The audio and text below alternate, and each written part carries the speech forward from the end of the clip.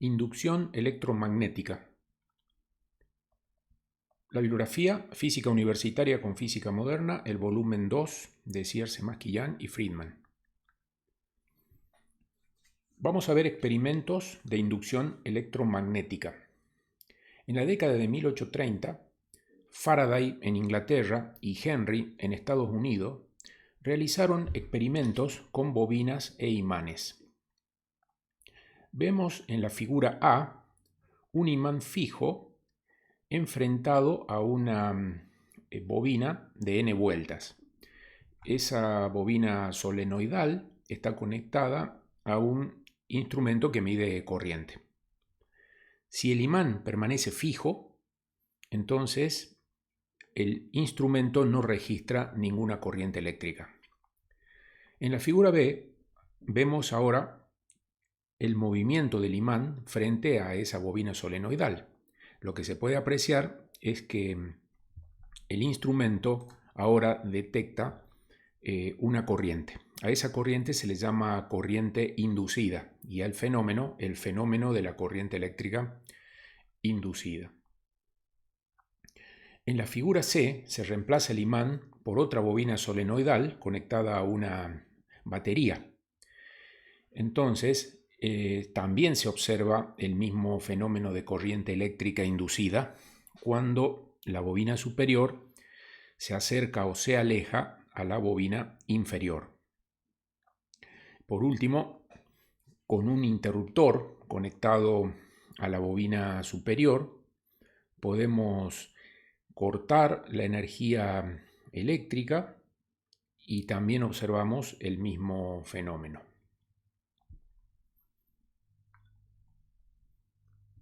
Con este electroimán y una bobina circular plana conectada a un instrumento, se pueden realizar innumerables experimentos. Por ejemplo, cuando no existe corriente en el electroimán, el campo magnético establecido es cero. Entonces el instrumento no indica ninguna corriente. En el momento de encender el electroimán, se observa una variación de corriente en el instrumento que rápidamente se va a cero cuando el campo magnético se estabiliza. Si a esa bobina plana le cambiamos la forma, ya sea comprimiéndola o expandiéndola, también veríamos variación de corriente en el instrumento. También ocurre un fenómeno de corriente eléctrica inducida cuando movemos la posición de la espira con respecto al campo magnético.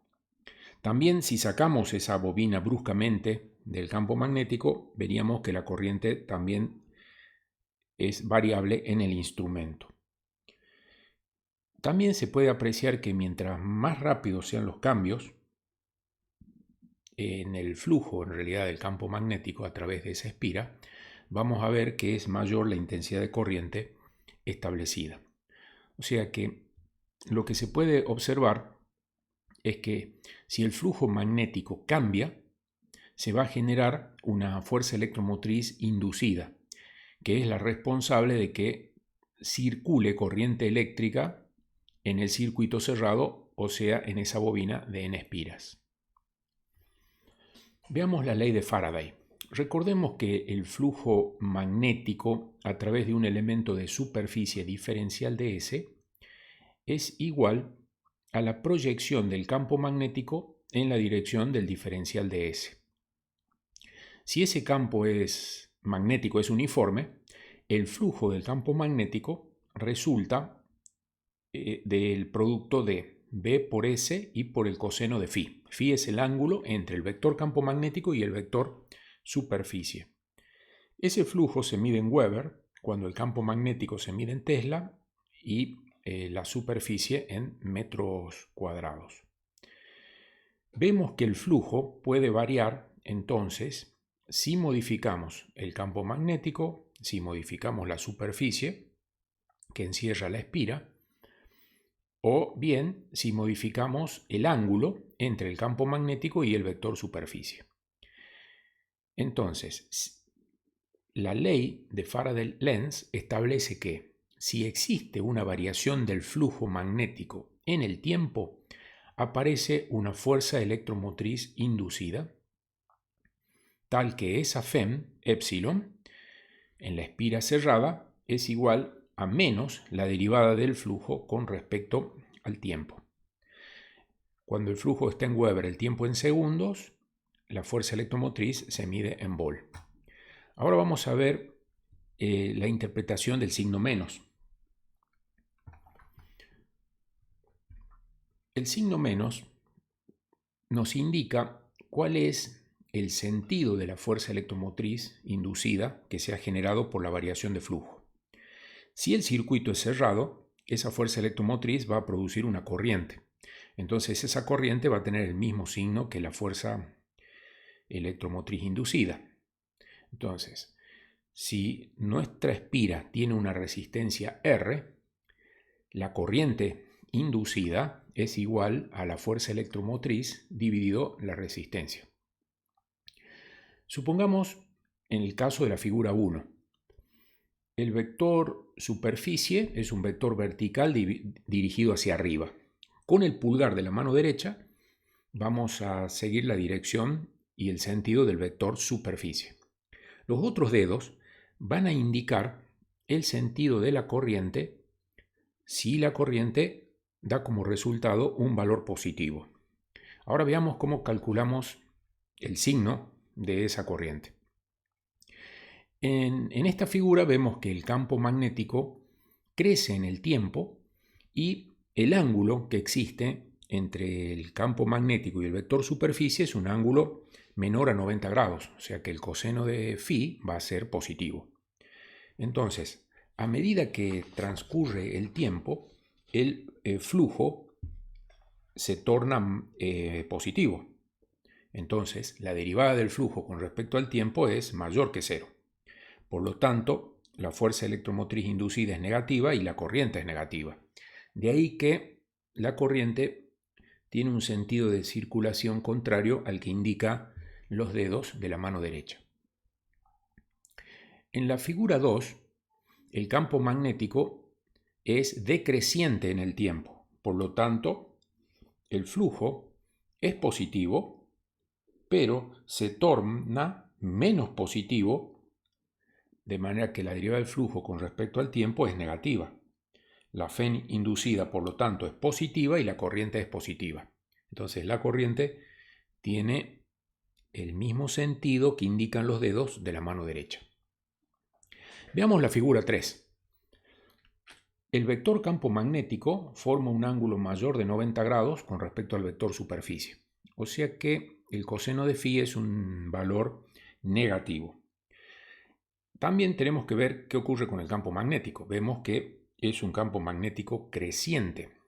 Por lo tanto, el flujo del campo magnético es negativo y se torna más negativo de manera que la derivada del flujo con respecto al tiempo es menor que cero. Entonces, la fuerza electromotriz inducida es positiva e igualmente la corriente inducida. Entonces, de vuelta, el sentido de circulación de la corriente coincide con los dedos de la mano derecha. En la figura 4, el campo decrece en el tiempo. Entonces, el flujo es negativo y se torna menos negativo, de manera que la derivada del flujo con respecto al tiempo es mayor que cero. Entonces, la Fm inducida es negativa y la corriente, por lo tanto, también. Si en lugar de una espira fueran n espiras, lo que estaríamos viendo es que la fuerza electromotriz se ve incrementada con el número de vueltas.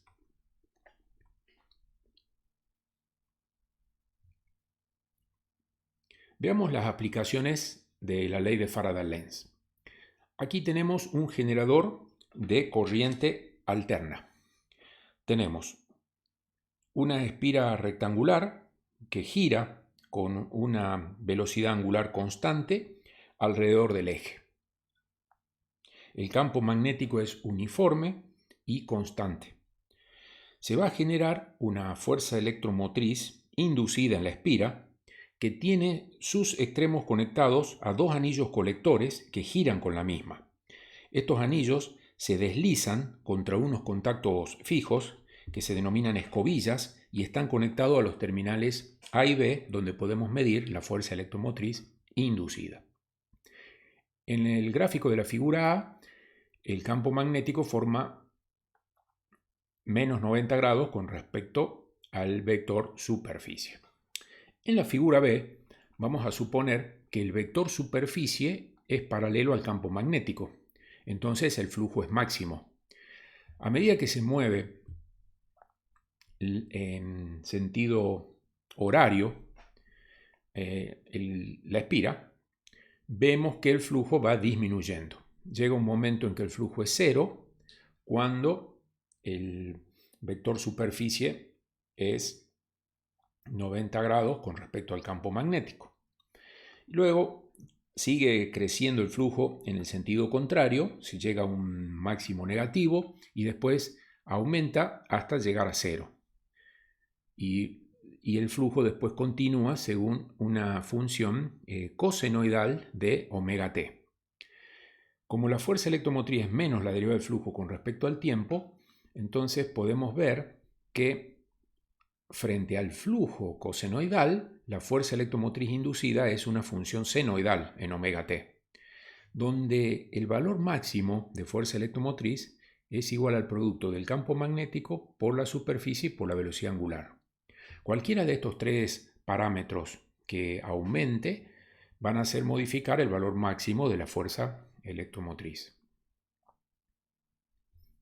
Veamos el caso de un generador de corriente continua. Aquí existe un conmutador de anillo partido. Las mitades del anillo están unidas a la espira y giran con la espira, de manera que se obtiene una fuerza electromotriz denominada fuerza contraelectromotriz continua y pulsante. Entonces, el valor absoluto de fuerza electromotriz es igual a n por b por s por omega por el valor absoluto del seno de omega t. Si tomamos el valor medio de esa función instantánea, obtenemos la fuerza electromotriz inducida media, que es igual a 2 veces el número de espiras por el campo magnético por la superficie por la velocidad angular dividido pi, todo en vol. Veamos el caso de un generador de conductor corredizo.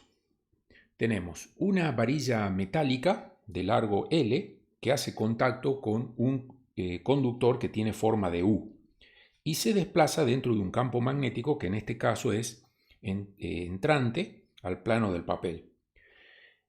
Cuando la varilla se desplaza hacia la derecha con una velocidad constante v, se produce en los extremos de la varilla una fuerza electromotriz, que es igual a menos la derivada del flujo del campo magnético con respecto al tiempo. En un tiempo diferencial de t, la varilla se mueve un v por diferencial de t. Entonces, el diferencial de superficie es L por v por diferencial de t. Entonces, podemos reemplazar en el diferencial de flujo el diferencial de superficie, y con eso obtenemos que la fuerza electromotriz es igual a menos el campo magnético por la longitud de la varilla y por la velocidad, ¿sí? Cuando la velocidad está en metros por segundo, la longitud en metros y el campo en Tesla, la fuerza electromotriz se mide en vol. Si el circuito de la espira tiene una resistencia R, entonces la fuerza electromotriz sobre R es la corriente. Y ahora estamos en presencia entonces de un conductor que lleva corriente y sumergido en un campo magnético. Entonces aparece una fuerza. Esa fuerza es I por L multiplicado vectorialmente con el campo magnético. Entonces ahí podemos ver que la fuerza tiene una dirección horizontal y está dirigida hacia la izquierda. Vamos a trabajar con el módulo de esa fuerza.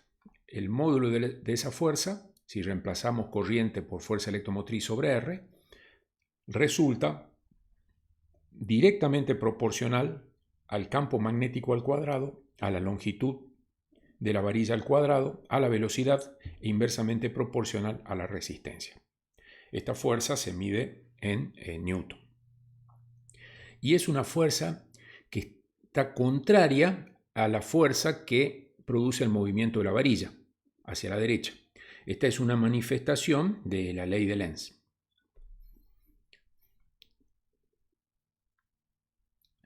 Vamos a ver que la fuerza electromotriz que aparece en los bornes de la varilla generan una corriente. Esa corriente tiene un sentido tal que genera un campo magnético sobre la superficie, de manera que el flujo generado por la corriente se opone a la variación de flujo que le está dando origen a la fuerza electromotriz inducida. En otras palabras, podemos apreciar cuando desplazamos la varilla hacia la derecha que el flujo aumenta en el sentido entrante al plano del papel. Entonces, la corriente genera un flujo magnético que se opone a ese aumento del flujo magnético. Cuando la corriente pasa por la resistencia del circuito, disipa una potencia que es I cuadrado por R. Reemplazando por los valores conocidos de corriente, vemos que esa potencia disipada es el campo magnético al cuadrado, la longitud de la varilla al cuadrado, la velocidad al cuadrado, dividido la resistencia del circuito. Veamos cuánto vale la potencia mecánica que uno aplica a la varilla. Esa potencia es la fuerza por la velocidad. Y podemos ver que los valores coinciden con los de potencia disipada. Entonces, en otras palabras, la potencia mecánica aplicada se transforma en potencia disipada en el conductor. Aquí vemos en la figura A la varilla aislada que está en movimiento. Agarramos una carga positiva y esa carga entonces está sometida a un campo magnético entrante y tiene un movimiento hacia la derecha. Entonces sobre ella aparece una fuerza magnética, una fuerza vertical dirigida hacia arriba, cuyo módulo es la carga por la velocidad y por el campo magnético. Entonces, todas las cargas positivas se van a desplazar hacia arriba y en realidad los electrones son los que vienen hacia abajo. Entonces el terminal A queda con una acumulación de carga positiva y el terminal B con una acumulación de cargas negativas. Entre esos terminales aparece un campo eléctrico que al impactar la carga positiva genera una fuerza eléctrica, también vertical pero con sentido contrario a la fuerza magnética. Entonces, la fuerza eléctrica tiene el mismo módulo que la fuerza magnética. Entonces, la velocidad que lleva la partícula es la relación entre el campo eléctrico y el campo magnético. Ese campo eléctrico es un campo eléctrico coulombiano, entonces define una diferencia de potencial entre los extremos A y B que es igual al producto del campo eléctrico por la longitud de la varilla. Y como el campo eléctrico es la velocidad por el campo magnético, entonces la diferencia de potencial entre A y B es la velocidad por el campo magnético y por la longitud de la varilla. En la figura B conectamos la varilla al conductor en forma de U. Entonces esa fuerza electromotriz ahora impulsa a una corriente que cuando pasa por la resistencia del circuito produce una caída de I por R. Entonces la fuerza electromotriz es igual a B por L es igual a I por R. Si escribimos esa ecuación en términos diferenciales, podemos escribir que el diferencial de fuerza electromotriz es igual al producto vectorial de la velocidad con el campo magnético proyectado en la dirección del diferencial de longitud de la varilla. Si realizamos la integral a lo largo de toda la longitud de la varilla, obtendríamos la fuerza electromotriz total. Veamos una aplicación de la ley de Faraday-Lenz al caso del disco de Faraday.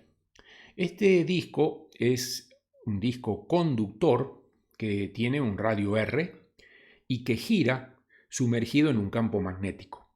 En este caso, la dirección del campo magnético coincide con el eje del disco. Y suponemos que ese disco gira a una velocidad uniforme, una velocidad angular uniforme, omega. Hay contactos entre el eje del disco y la superficie del disco que en el gráfico vemos que genera una corriente a través de una resistencia R. Entonces, supongamos a una distancia R un diferencial de R del disco. Y ese diferencial de R se mueve a una velocidad lineal v antihoraria. Entonces, el diferencial de fuerza electromotriz es igual a omega por R por V por el diferencial de R. Y si integramos desde 0 hasta el radio del disco, podríamos obtener la fuerza electromotriz total. ¿Sí? Aquí podemos imaginarnos una partícula positiva sobre el disco que se mueve con velocidad v y está sumergida a un campo magnético V en Tesla. Entonces, esa partícula positiva se va a dirigir hacia el extremo del disco, de manera que allí están los positivos. Los negativos irían hacia el centro del disco. Entonces, la fuerza electromotriz genera una corriente tal como la indicada en el dibujo anterior.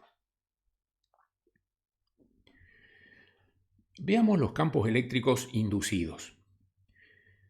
En este caso, tenemos un solenoide por el cual pasa una corriente, pero que es variable en el tiempo. Entonces, ese solenoide genera un campo magnético tal que el flujo de ese campo también cambia en el tiempo.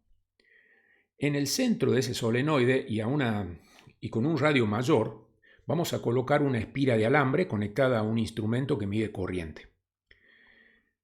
Lo que se aprecia es que cuando el flujo magnético cambia en el tiempo, aparece una corriente por el instrumento que está conectado a la espira. Entonces, el flujo generado por el solenoide es el campo magnético por la sección transversal de ese solenoide. Y eso es igual a mu sub 0, que es la permeabilidad del vacío, por el número de espiras por unidad de longitud que tiene el solenoide, por la corriente y por la sección transversal. Si tomamos la derivada del flujo con respecto al tiempo y le cambiamos el signo, veríamos que la fuerza electromotriz inducida es directamente proporcional a la derivada de la corriente con respecto al tiempo, multiplicada por la constante mu sub 0 por n por s. Entonces, esa fuerza electromotriz aplicada a la resistencia R de la espira de alambre nos da la corriente inducida que mide el instrumento.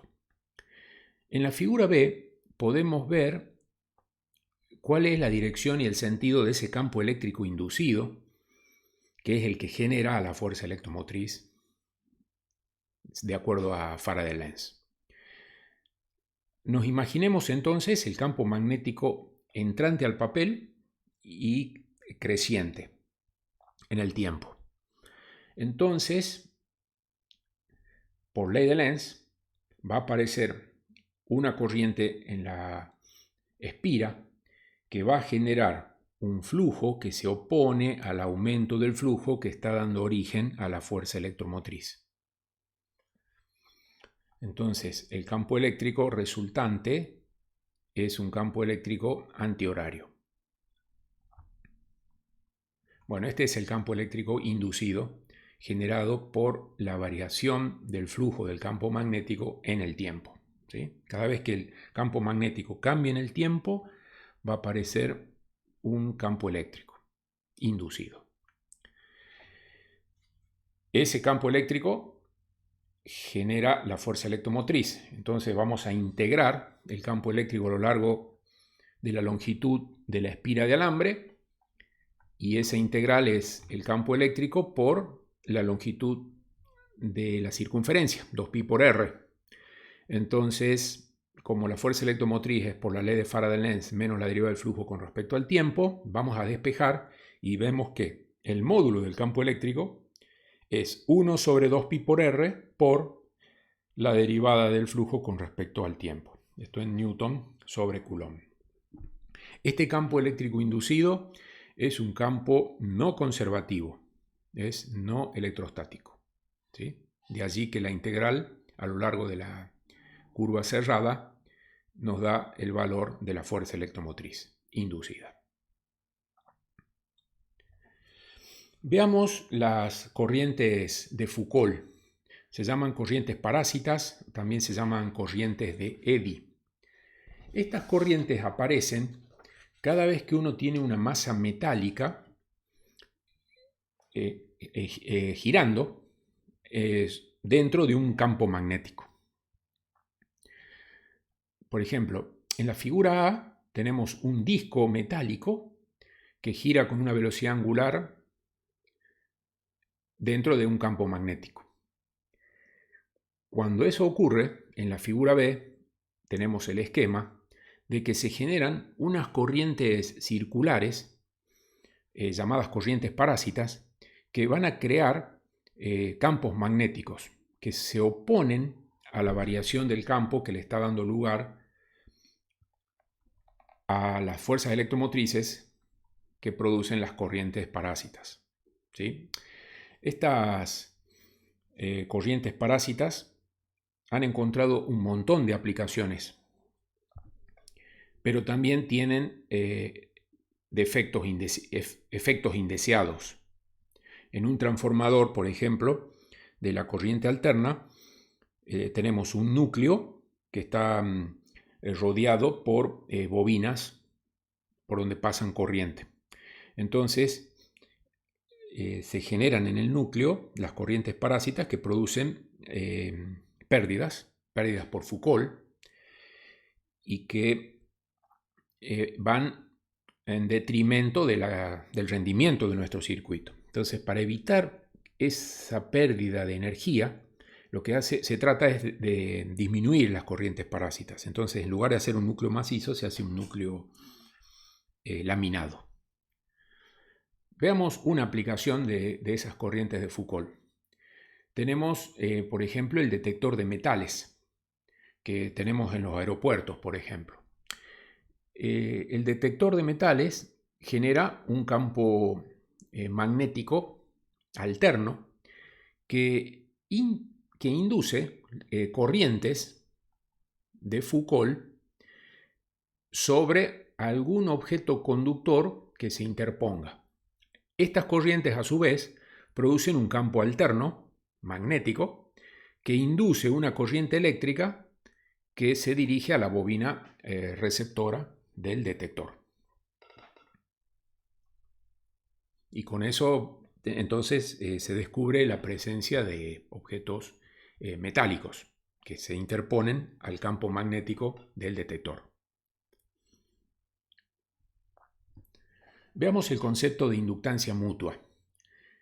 Vamos a considerar dos bobinas planas enfrentadas. Una bobina N1 por la que va a circular una corriente I1 variable en el tiempo, y una bobina de N2 espiras.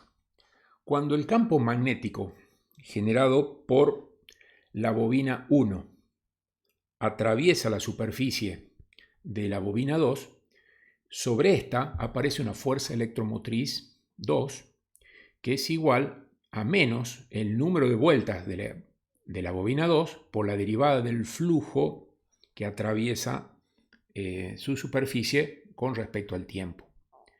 Se define el coeficiente de mutua inducción como el flujo concatenado en la bobina de N2 espiras, N2 por phi sub 2, dividido la corriente en la bobina 1, que es la que genera el campo magnético. Ese coeficiente de mutua inducción se mide en Henry cuando el flujo está en Weber y la corriente en Ampere. Si despejamos de la definición el flujo concatenado, o sea, N2 por phi sub 2, y a eso lo igualamos con M21 por la corriente 1, y tomamos derivada con respecto al tiempo de ambos miembros, deducimos que la fuerza electromotriz inducida en la bobina 2 es menos el coeficiente de mutua inducción por la derivada de la corriente 1 con respecto al tiempo.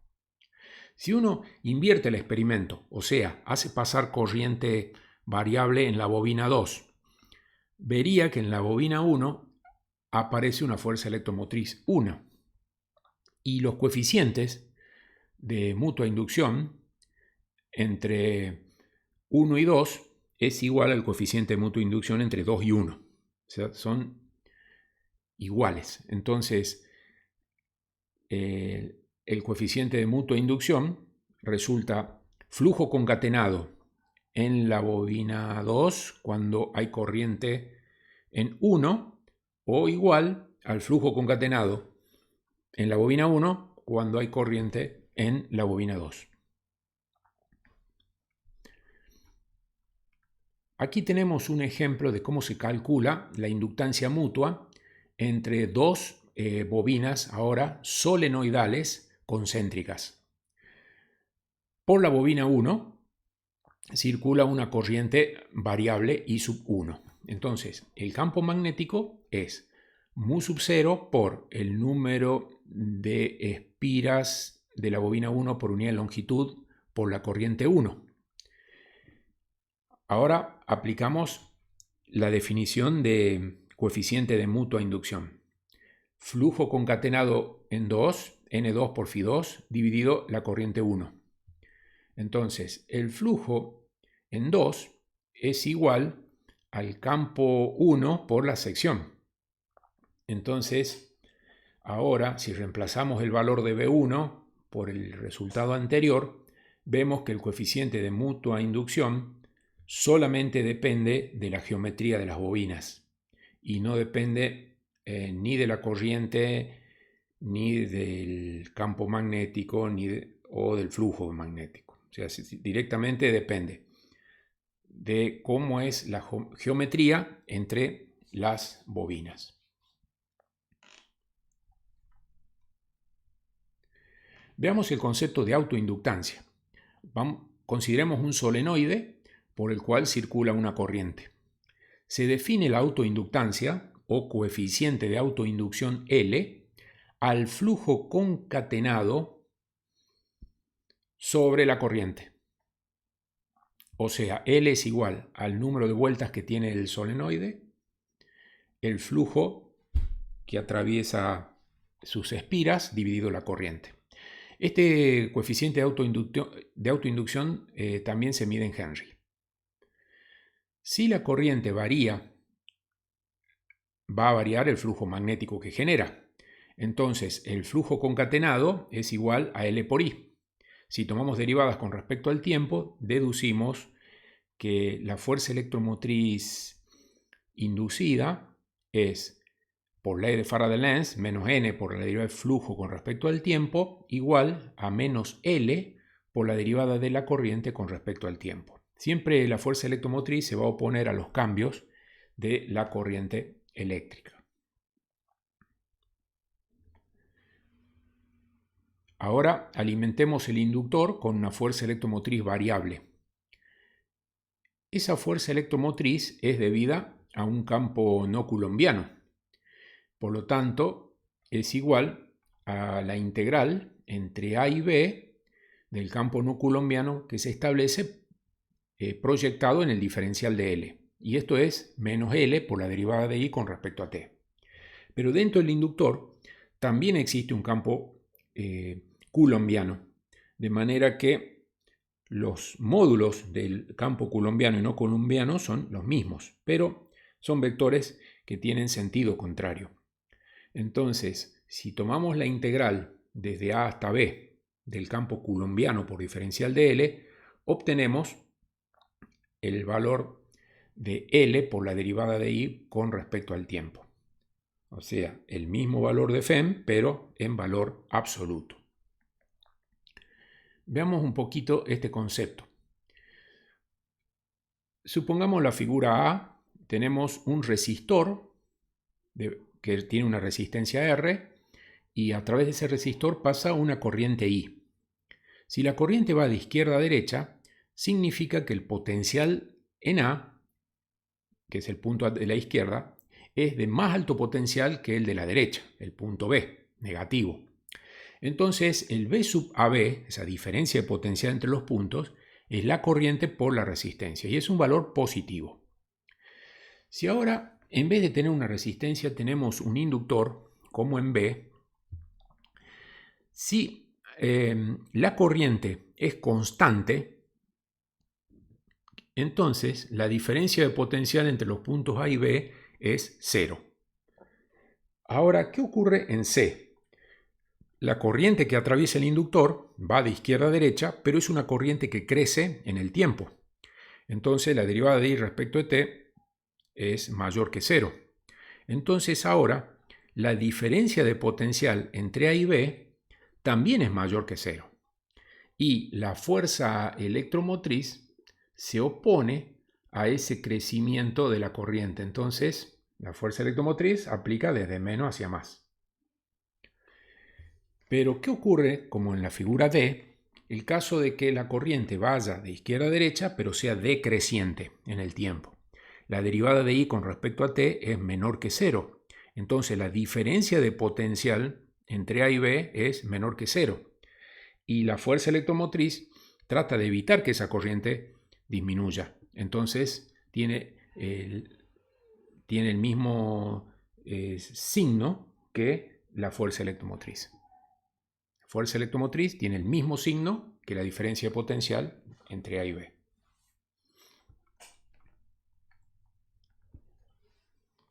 Veamos cómo se calcula el coeficiente de autoinducción para el caso de un toroide de radio R, sección transversal S, rodeado por n espiras.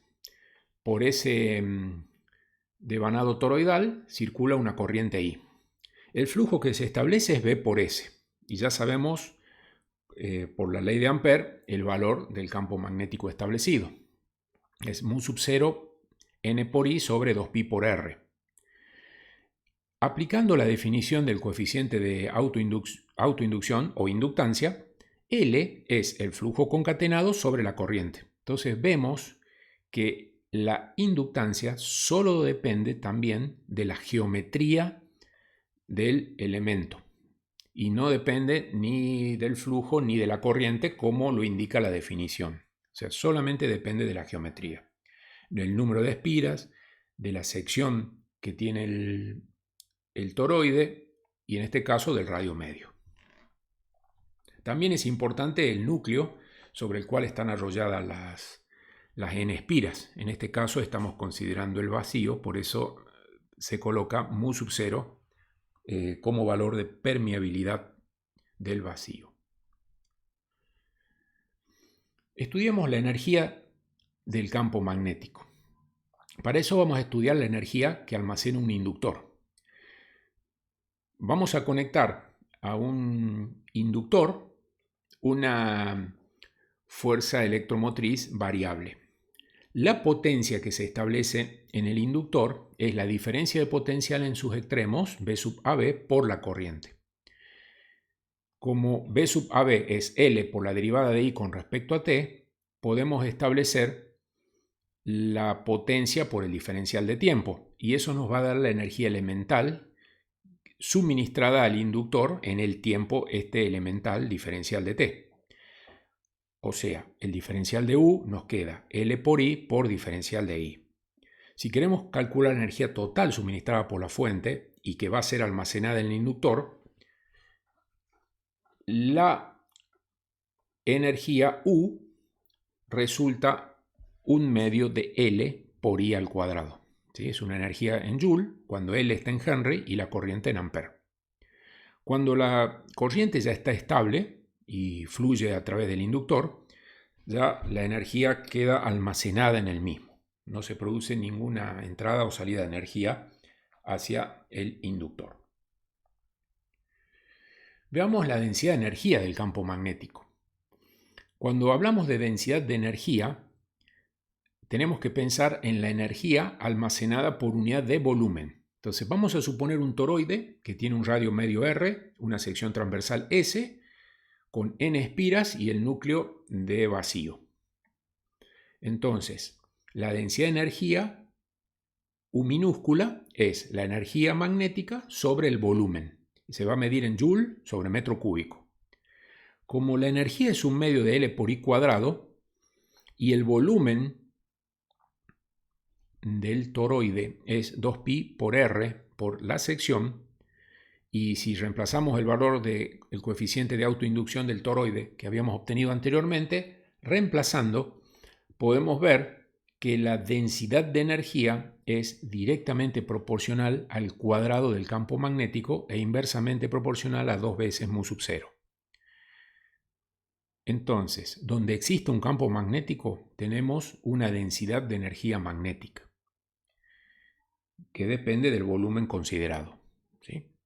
Si el núcleo fuera de un material magnético, vamos a reemplazar la permeabilidad del vacío por la permeabilidad absoluta, que resulta del producto de la permeabilidad del vacío por la permitividad relativa del material. Entonces, donde diga mu sub 0, lo vamos a reemplazar por mu. Mu es mu sub 0 por K sub m o mu sub r.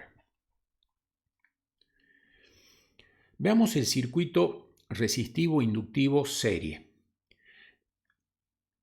Estos elementos los conectamos en serie a una fuente de alimentación de continua y a un interruptor. Al interruptor lo vamos a cerrar en el tiempo t igual a 0.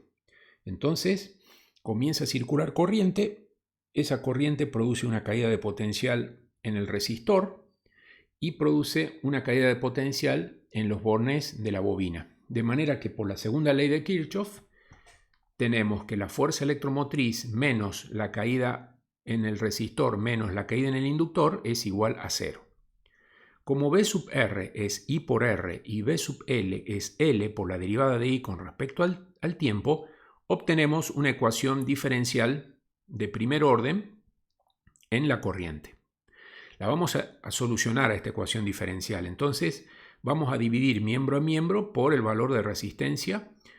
Vamos a despejar y vamos a reordenar de manera de quedarnos con las variables en términos distintos. O sea, aplicamos el método de separación de variables.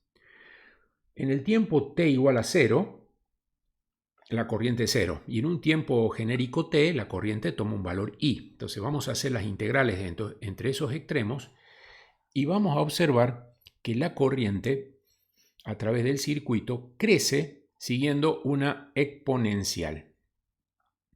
Si después tomamos la derivada de la corriente en el tiempo y la multiplicamos por L, vemos que la caída de tensión en los bornes de la bobina o del solenoide también es una función exponencial. Aquí tenemos el gráfico de cómo varía la corriente en el tiempo y se define en el circuito RL serie a la constante de tiempo como el cociente entre el coeficiente de autoinducción y la resistencia. Ese constante de tiempo tau se mide en segundo, cuando el coeficiente de autoinducción se mide en Henry y la resistencia en ohm. Cuando estamos en un tiempo t igual a tau, la corriente alcanza aproximadamente un 63% del máximo. Aquí podemos ver en la última ecuación cómo es la potencia puesta en juego. Toda la energía generada por la fuerza electromotriz, una parte de esa energía se disipa en calor por efecto Joule y una parte de la energía se almacena en forma de campo magnético. Si ahora sacamos la fuente y producimos la descarga del circuito, vamos a mantener el sentido de circulación de la corriente anterior y vamos a ver que por la ley de Kirchhoff de las mallas, la corriente es menos L sobre R por la derivada de I con respecto al T.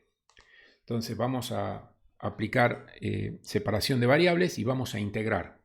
Para un tiempo 0 la corriente es máxima y para un tiempo t genérico la corriente disminuye un valor de I. Entonces resolviendo vemos que la corriente sigue una ley exponencial. La potencia puesta en juego nos indica que la energía magnética almacenada en el inductor se transfiere a la resistencia y allí tenemos una energía que se disipa en forma de calor.